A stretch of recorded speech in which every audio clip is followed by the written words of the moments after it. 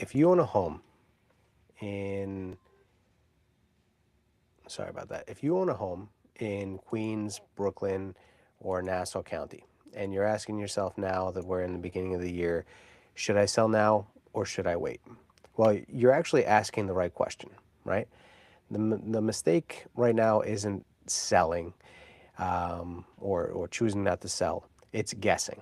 And that's where we really need to kind of kind of circle in on the correct answer for you, right? So do me a favor, comment where and tell me which area you're watching from right now. So again, it's the right question to ask, right? There's no universal yes or no to answer this particular question for you right now. I know that's kind of disappointing, but each one of these markets, they behave differently, and the right decision really depends on your particular situation, not not on the headlines or a headline that you might have read, right? What I want to give you today is clarity so you can make a confident decision whether that's selling now or waiting, right? But you are asking the right question. So comment listening if you want the real answer, not the internet answer. All right. And I'm not going to give you the internet answer. I'm actually going to show you some stuff. I got a little preparation for you. It's a little rudimentary. It's a little numbers oriented and it's broad. So we can nail down on your specific area, but I want to give you kind of an overview first, right? So across all three areas, right? So that's Brooklyn, Queens, and Nassau County.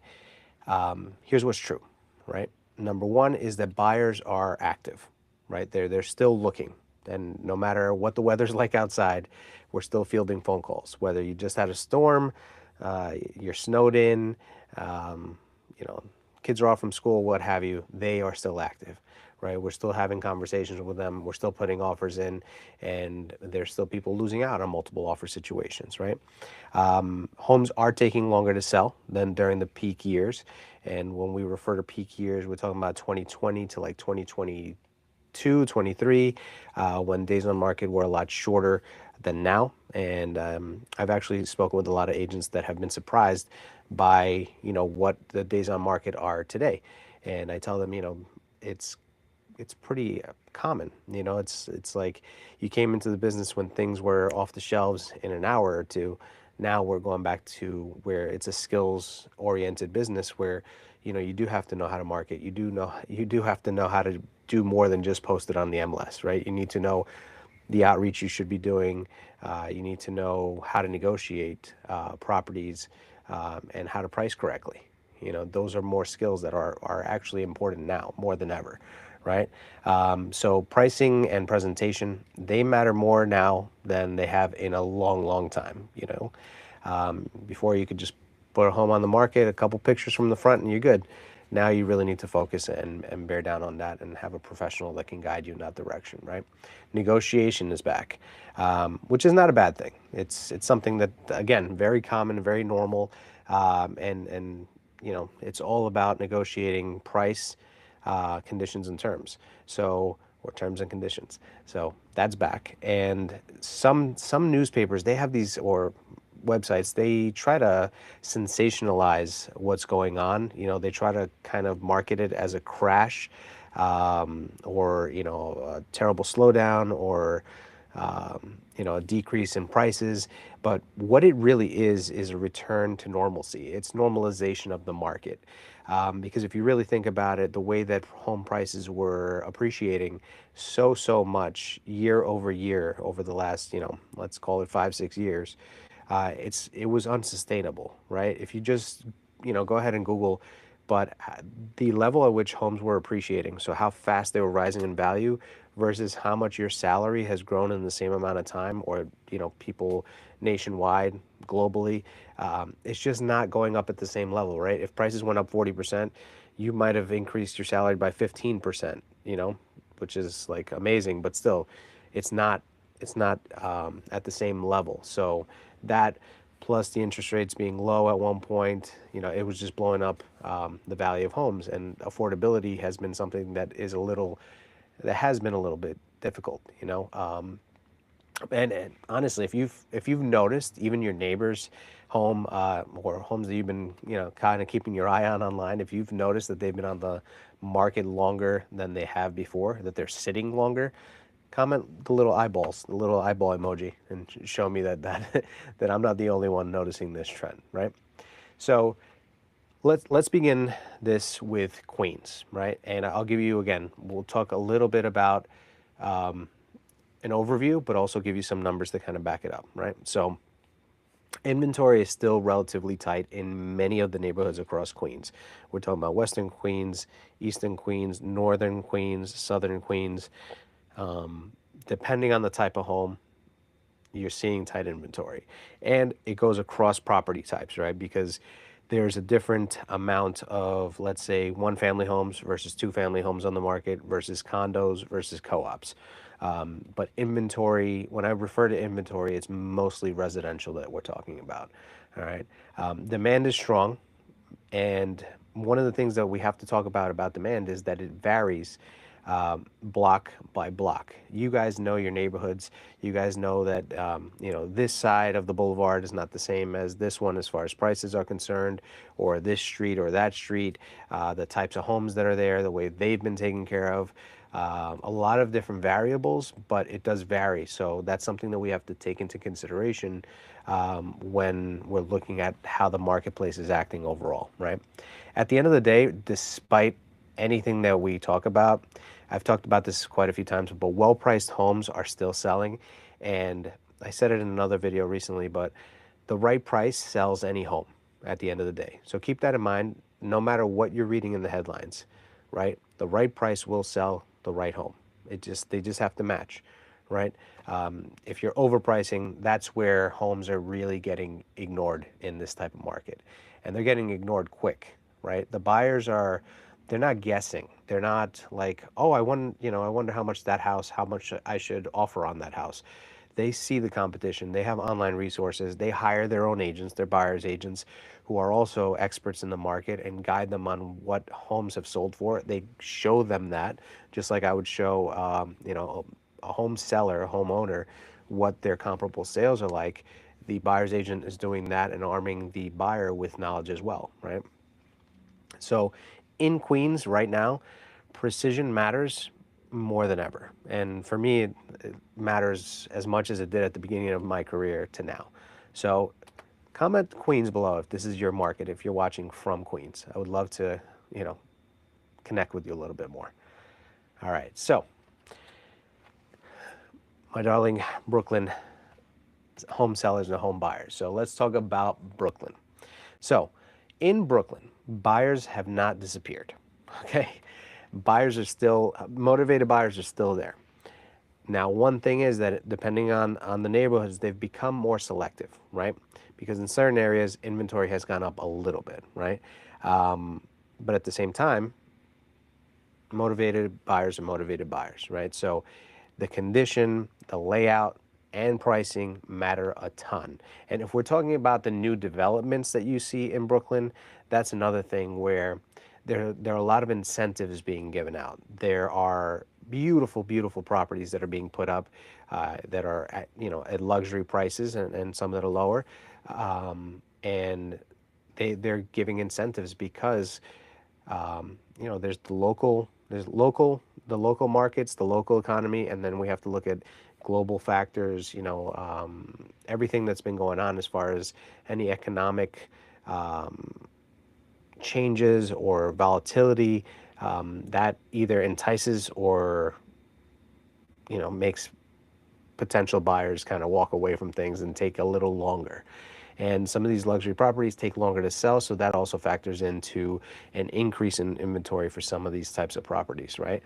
So some neighborhoods are still very competitive, and then others, you're going to require a little bit of strategy.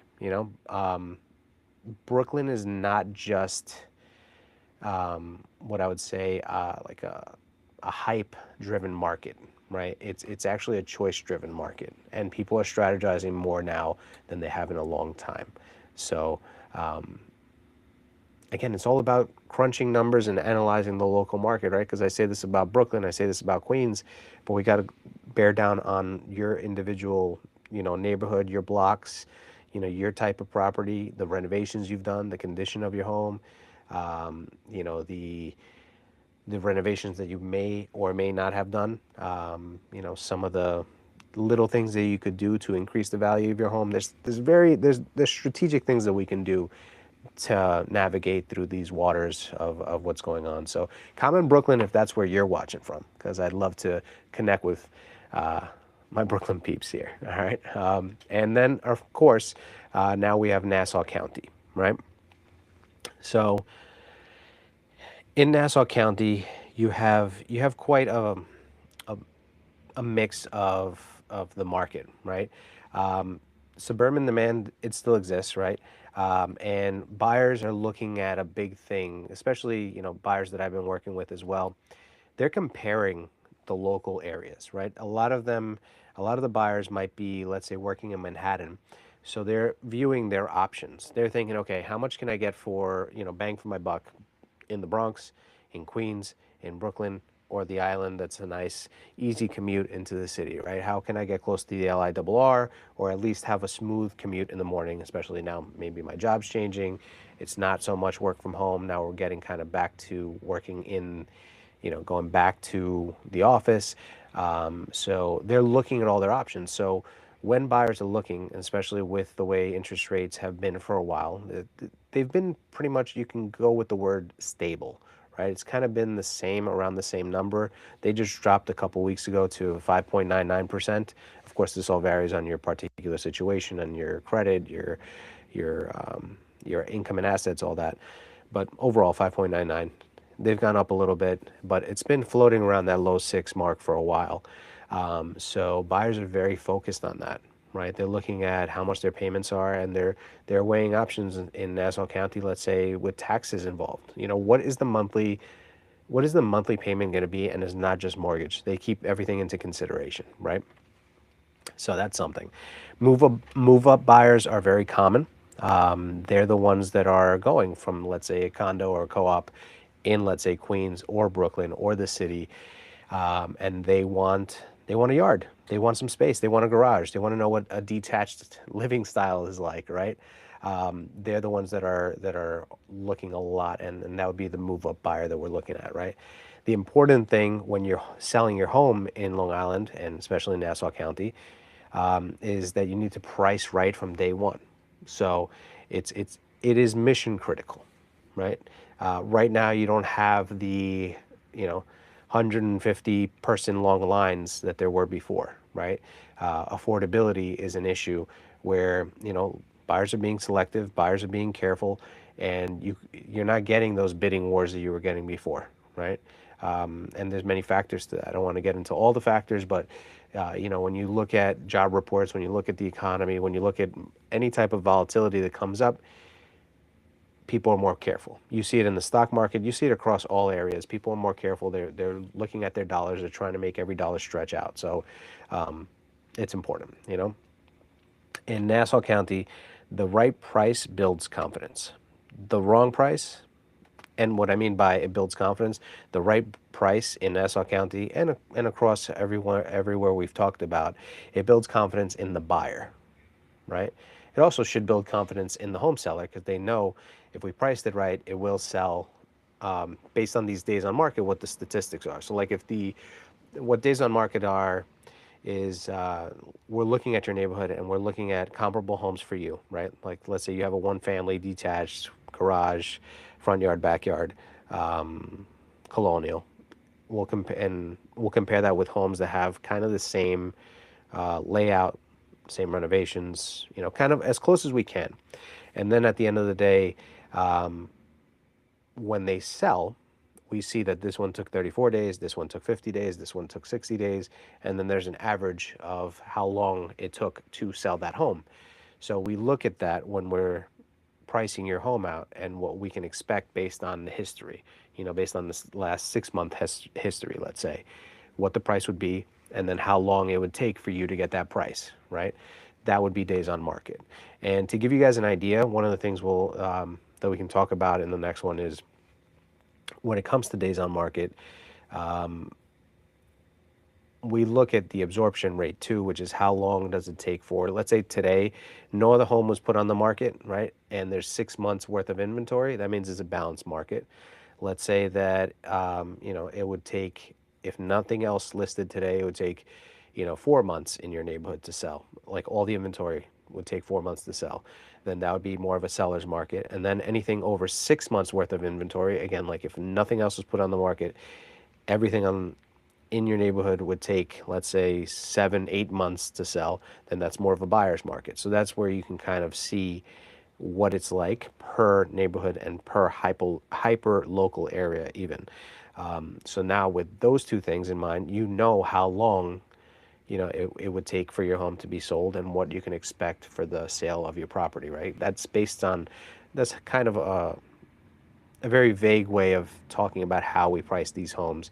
And when you price it right according to these numbers, then that's where the confidence builds within the buyer, because they see everything that you're talking about. Then they see that you priced it correctly, right, for that marketplace, right? Competitive pricing.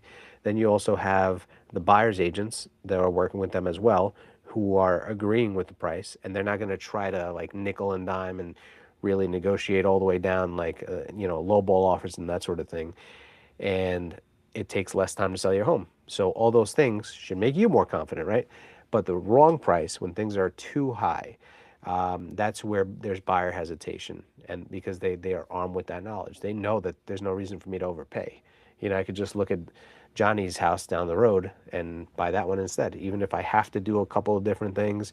Or maybe I'll look at Barbara's home in the next neighborhood that's kind of similar, and okay, it's not as convenient to get to the LIRR, but I'm saving 50, 60, $70,000 for the same exact house, right? So that's where the hesitation lies, and why pricing is so critical, right? So comment Nassau if you're on the island and you're watching this right now, even if it's on the replay. Again, love to connect with you guys as well. So,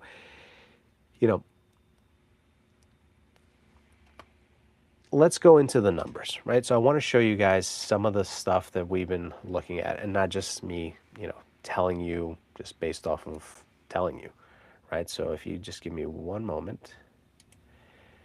All right. So we're going here we're getting these numbers from One Key MLS, right? Which is our MLS here in New York, in Queens. It's from the Long Island Board of Realtors. It's through Matrix, but this is it. So here I want you guys to see what's been going on over the last 12 months, not just me telling you, right? So you can see here between single family homes, condos, and co-ops, what the numbers are looking like, right? So you can see that there were, new listings. There were 4,613 through December of 2024. And then last year, through December of 2025, there were 4,959 listings. These are one-family homes here in Queens, right? Closed sales, there were 2,917 through the year of 2024. In 2025, there were 2,930. Right, so you can see that there hasn't been really that much of a change. There was an increase in a little bit of listings. So when I tell you that listings were tight back in, that there's been tight inventory for a while, last year there was only a relief of 7.5%, right? Closed sales 219 to 2,917 to 2,930. There weren't that many more homes for sale, even though there was 7.5% more homes on the market, right? Then days on market, this is what we were talking about earlier. So in 2024, it was 66 days. So it would take, 2 months. And in New York, I always say it's 60 days plus minus 30. So 90 days if you were to find a buyer tomorrow, right? So days on market, it actually took less time to sell in 2025, 9% less. So 6 days sooner you can expect to sell. Now these are averages here, right? Median sales price $825 in 2024, and I want you guys to pay attention to this because the news says that prices have gone down, right? That markets this, that, and the other, and they talk very broadly. Well, here in Queens, the median sales price, it went from $825 in 2024 through up to 865,000 last year. That means that it went up 4.8%. Now, why is 4.8% important? Well, 4.8% is important because what they're talking about when it's a slowdown is that home prices were appreciating at a higher level than that, right? If you look between 2020 and 2020, let's say 2024, 2025, you're looking at the fact that there were over, you could see some areas where appreciation was like 40%, right?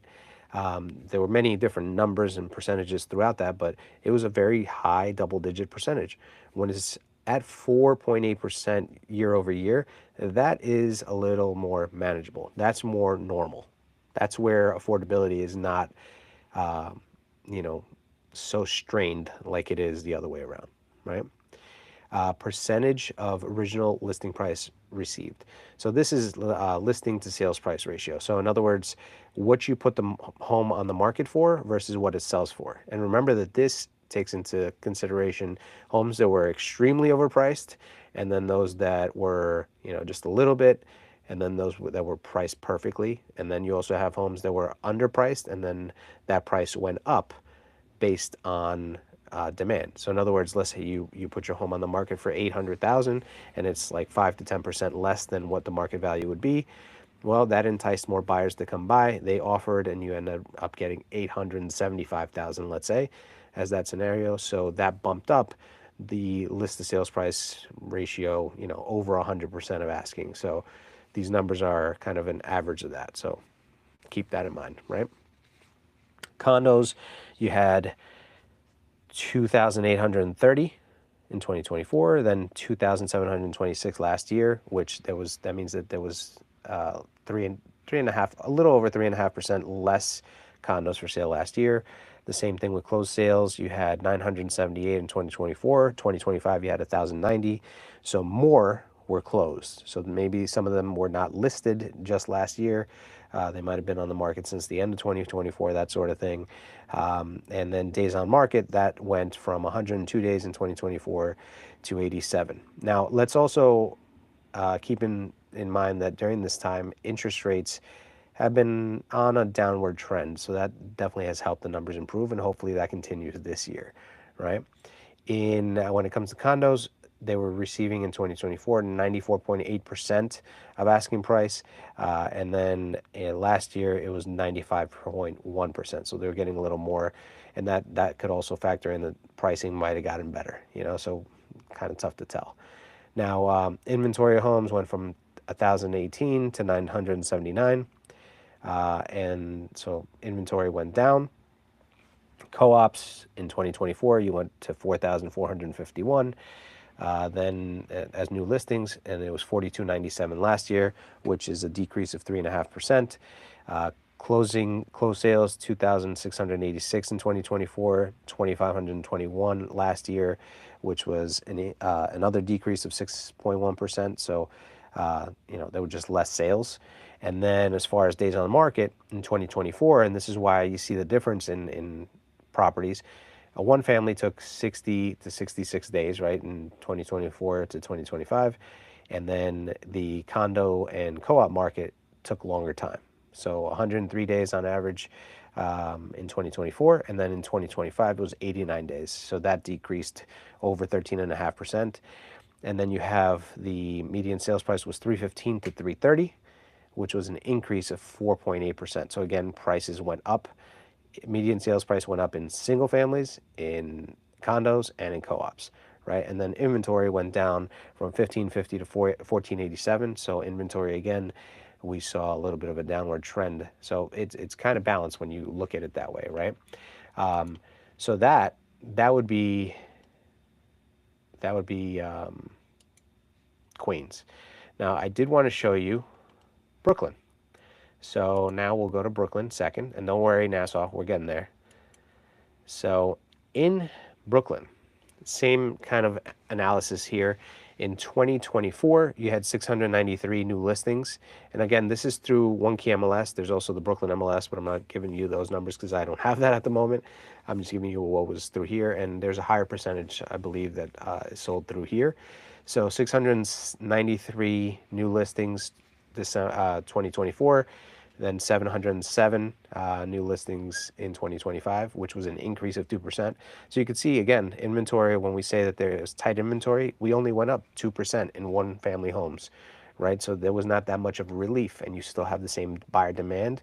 And anytime you hear interest rates go down, you have more of a buyer demand. So it's not alleviating anything. And that also doesn't alleviate, what do we call it?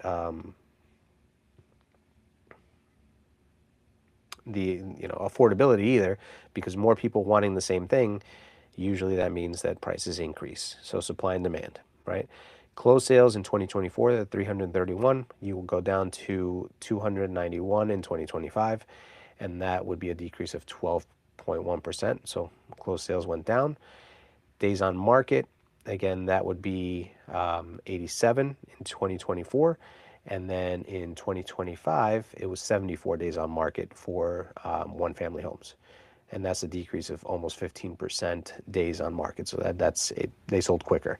Median sales price was $799,500 in 2024, $785,000 in 2025, which is a decrease of 1.8%.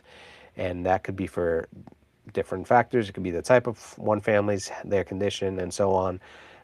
So that needs deeper diving. But again, it went down just a little bit, right? And then percent list sales price 95.6 in 2024, and 94.7% in 2025, which is just under 1% of a decrease. And again, that's what you're asking on what you put on the market for versus what you receive. So you get 94.7% of what you were asking for. Inventory of homes for sale 251 to 230, which is a decrease of 8.4%. So again, less homes for sale. Condos, there were 313 in 2024, 419 in 2025, that's a significant bump of 33.9%. So you have that much more condos on the market in 2025, right? Closed sales went from 228 in 2024 to 120 in 2025, which is a decrease of 47, almost 47.5%. So it's just, since days on market went up, it took a little longer to close. Some things may not have closed. Some deals may have died. There's a lot of different reasons for it, but that's that. And again, this is not the complete set of Kings County or Brooklyn numbers, since one key, and there's also off-market things that happen as well. But it's a pretty good view of it. Then days on market 83 in 2024, 101 days on market in 2025. Again, so that increased. So that kind of I think we'll see something going on in just a second. 2024, 725,000 was the median sales price, 618 in 2025. So a decrease in median sales price of 14.8%. And then in 2024, you had 95.3% of ask. This past in 2025, you had 93.4%. So you're getting, that's where adjusting to the values of the current market happen, where it looks like things were overpriced. And then if things are overpriced, you're getting less of that, right? You're getting less of that asking price. So that might be where some of that comes from. Inventory of homes, the inventory went up. It went from 112 to 131. Co-ops, you have 318 sales, new listings to 340, which was an increase of almost 7%. Closed sales was 209 down to 135, and that would be a decrease of 35.4%. And then co-ops went from 101 days on market to 112, which is an increase of almost 11%. Median sales price was 382,500 down to 330,000, which is a decrease of almost 14%. And then percent of original asking price, 97% in 2024, 94.6% in 2025, which is a decrease of 2.5%. And then the inventory of these co-ops for sale went up from 125 to 138. So you can see how that, the changes of the marketplace there. And we'll see how 2026 goes, into play as well. Now, we're going to go the last one here. And if you guys want multifamily numbers, I'll show that to you next time. I just don't want to bore you with all that right now, since we just went through a lot on the one family. But you know what? Let's do it. Let's go through the multifamily in just a second. Let me give you Nassau County first, though. So new listings in 2024, 10,929. 2025, you went up to 11,259, which is a 3% increase in inventory, in new listings.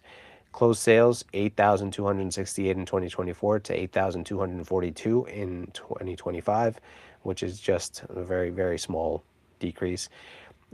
Days on market, you had 51 days on market in 2024, went down in 2025, 47 days. That's a decrease of almost 8% in terms of days on market, so that's good. It sold faster. Median sales was 785, went up to 830,000. So again, when people are talking about those numbers, median sales price in 2025 went up from 785 to 830 in Nassau County, so an increase of 5.7%.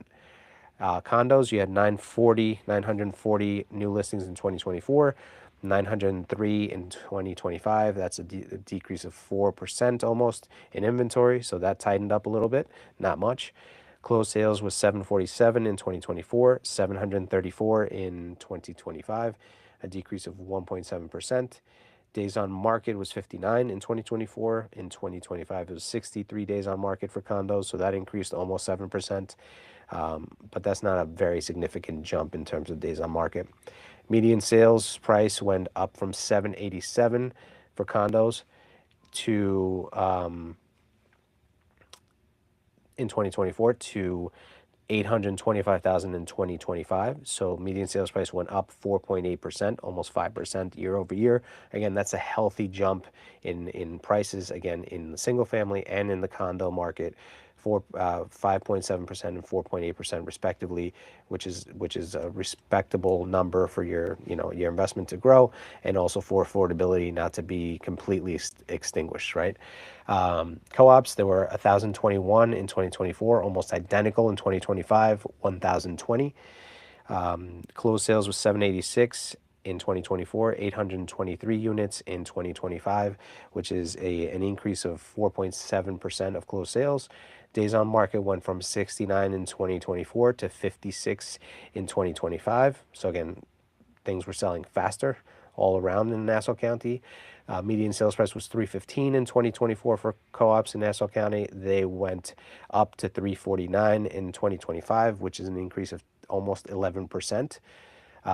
So that's nice, a nice increase year over year. That's the highest amount, and that sometimes it attributes to the fact that people are priced out of either one family homes or condos or multifamily, and they'll end up going to co-ops, which if there's more demand for a type of property, the price increases. That's only a slight reason for it, but something to think about. Then percent of original listing of asking price, again, in 2024 you were getting 98.2% of asking. In 2025, you're getting 98.8% of asking. So that increased. Again, that's a matter of pricing and demand. And then inventory of co-ops for sale went from 218 to 219, which is pretty much identical, only a slight increase there as well. So you can see kind of where everything has been in the area. And there was one other one that I wanted to show you as well, if I can find it, because I have a ton of different tabs open, but let me see if I can get it to you. So, hold on. All right, so share. Boom, and then let me give you, is it this one? I believe so. All right, guys, so let me give you this one. So we're gonna go and start in, I want to say Kings County. So let me go there. Just want to make sure that this is the right report. Sorry, this is live, so might be throwing me off. Yep, throwing me off. Hold on. Give me one more second. Let me stop sharing this. All right, and okay, I got it. So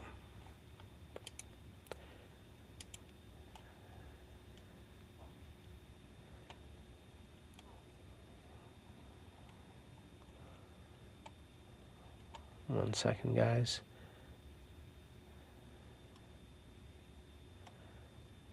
if I can find it.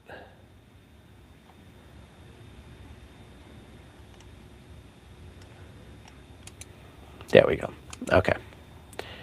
Okay. So here we're looking at the multifamily market, because again, in the previous one we couldn't really see that. Those reports didn't provide it.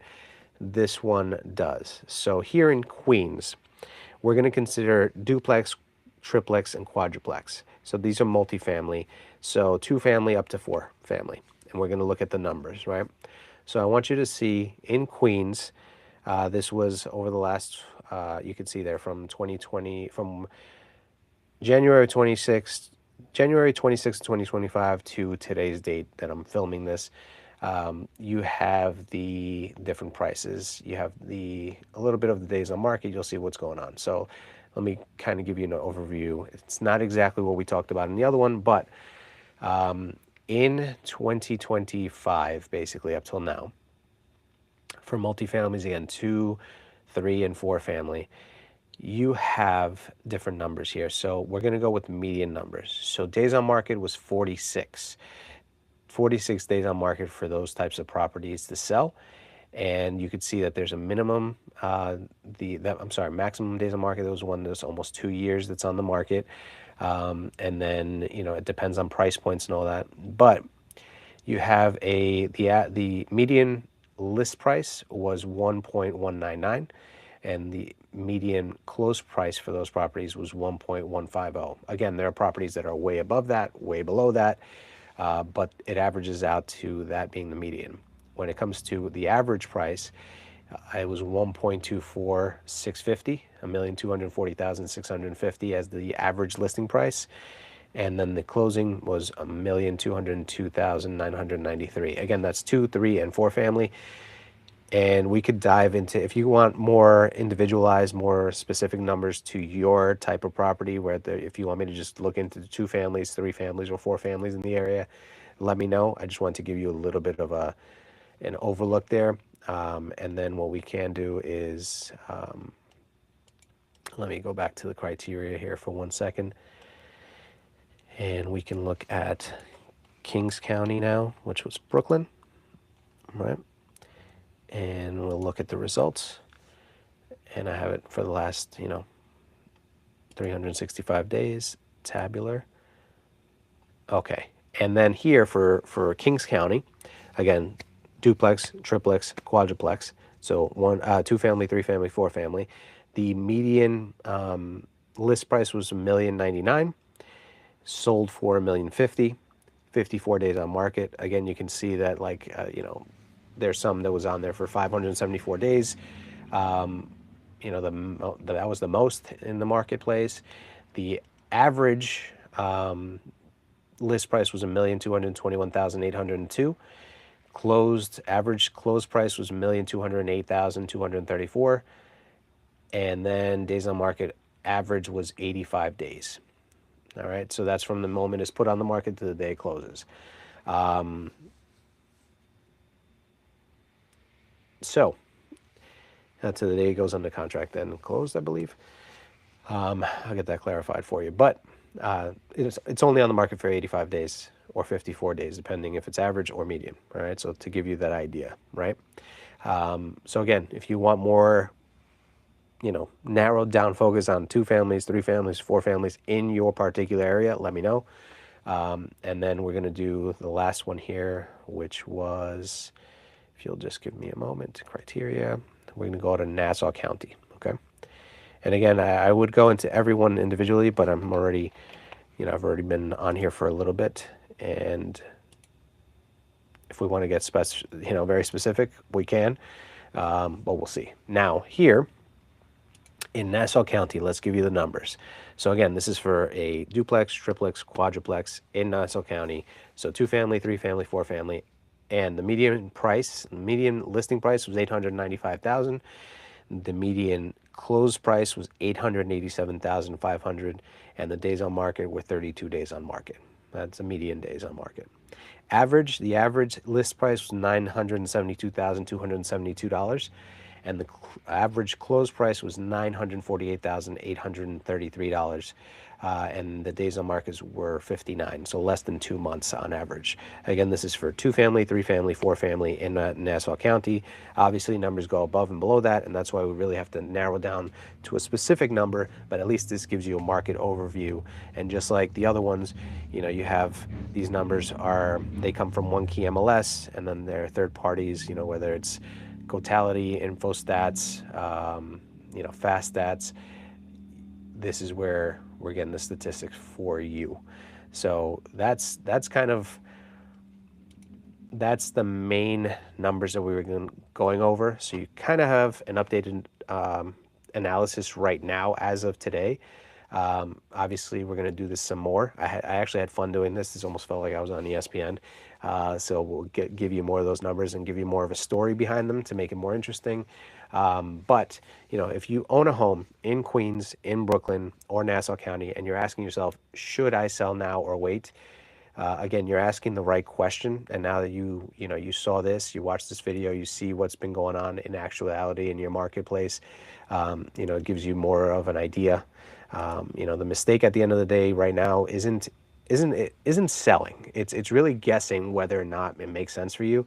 So if you guys ever need help as far as analyzing that, please feel free to let me know.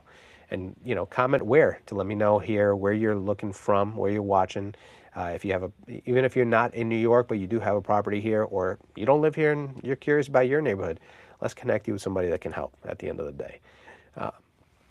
Pardon me. So yeah, there is really a lot to analyze, and like I said, having these market numbers does help. It doesn't give you a universal yes or no answer to the question, but like you saw, each one of these markets behaved differently, but you can see how similar they are in certain things. You price it right, it's selling quickly, and for close to asking. I mean, it doesn't give you that story, but that's the way these markets work. You price it correctly for the type of property you have. You consider the marketplace, and you'll have your analysis there.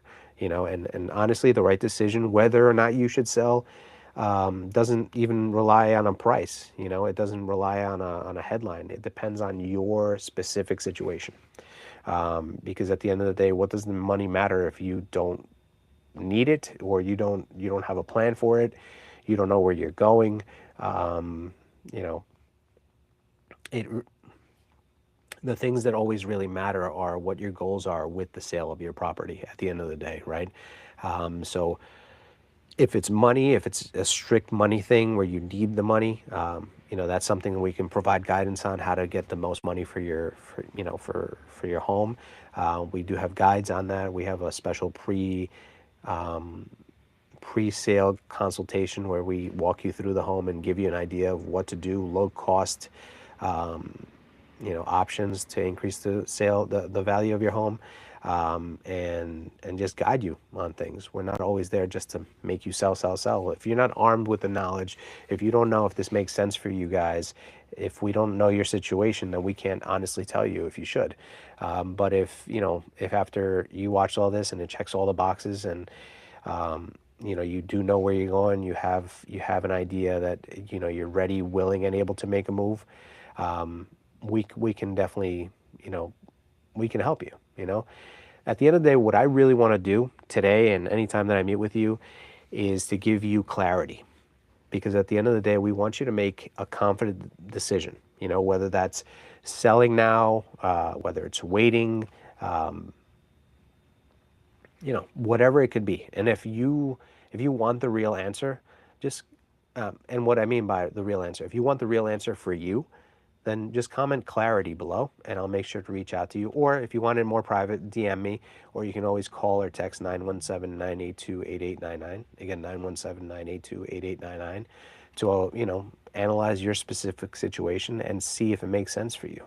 But at least now you're armed with the numbers. If you're in Brooklyn, if you're in Queens, if you're in Nassau County, you see what's going on in the different types of markets. We went over single family homes, condos, co-ops, multifamilies, whether that's 2-family, 3-family, 4-family. We went through those numbers. You want information on, your property that might be, more than a four family, maybe it's a five family and up. That is on a different level because we would have to consider that a commercial sale. So that would require a different type of analysis as well. Again, kind of the way I split this up, you need to look at every type. Every report has to not only look at the overall market, it has to look at the different types of properties within that market that compare to yours, right? So across all three areas, the main thing that is true, right, is that buyers are still active. You saw, no matter, I don't care what the news or anybody else has told you. I've shown you the numbers. The sales are happening, right? Buyers are active. There's never been a day when I've been going on MLS and searching for properties or comparing properties to my potential sellers or to my current clients and said, whoa, there's no sales, there's no new listings, there's no this. No, buyers are still active, right? You saw that homes are taking longer to sell than in peak years. Now, I didn't show you the peak years, but they're taking a little bit longer. And you saw that in some areas, though, there's a trend of the days on market going lower, right?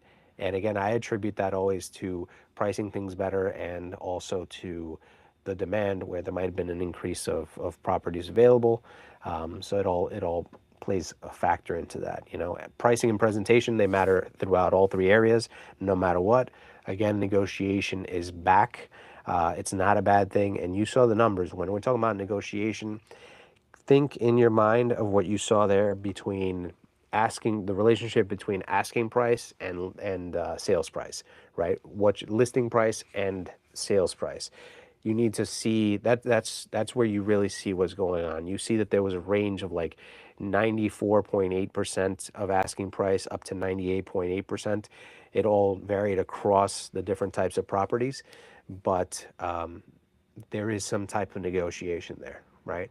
And again, sometimes it benefits you to, price the home closer to market value or even slightly below, depending on the situation, in order to help you negotiate up, which a lot of people think is counterintuitive. A lot of people overprice and they think that's the way to prevent money from being left on the table.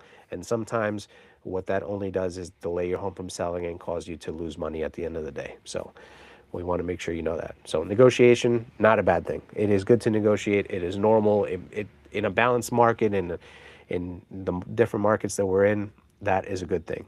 Either you're negotiating as a homeowner or a buyer or both.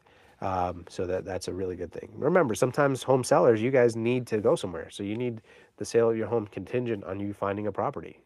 In some markets, that's something that can be accepted by a buyer, depending on their situation. That's why everything's very, very particular, right? And again, not a crash. Don't care what anybody's saying right now. That would take a very big event, and I pray that none of those things happen for that type of situation. And even if you look back at the '08 crisis, research what happened to New York home values during that time. Take a look at that, all right? And then, again, this is a normalization in terms of the market. So keep that in mind.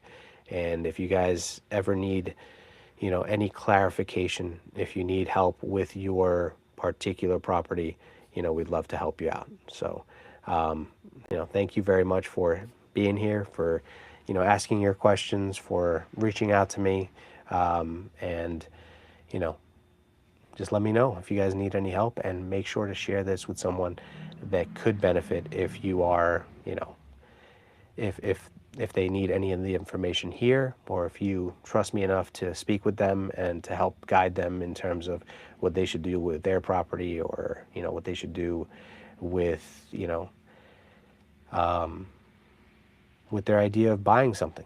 We can analyze every situation and help you, decide something that will make the most sense and that will benefit you and yours the most possible. And I always treat all my clients as family. So, whether it's you or someone that you care about, we'll be there every step of the way and make sure that, you're proud of your recommendation at the end of the day, So keep it in mind, guys. Keep it in mind. And any questions, anything you need, I'm here for you. And feel free to, share this with somebody. And I'll see you on the next one.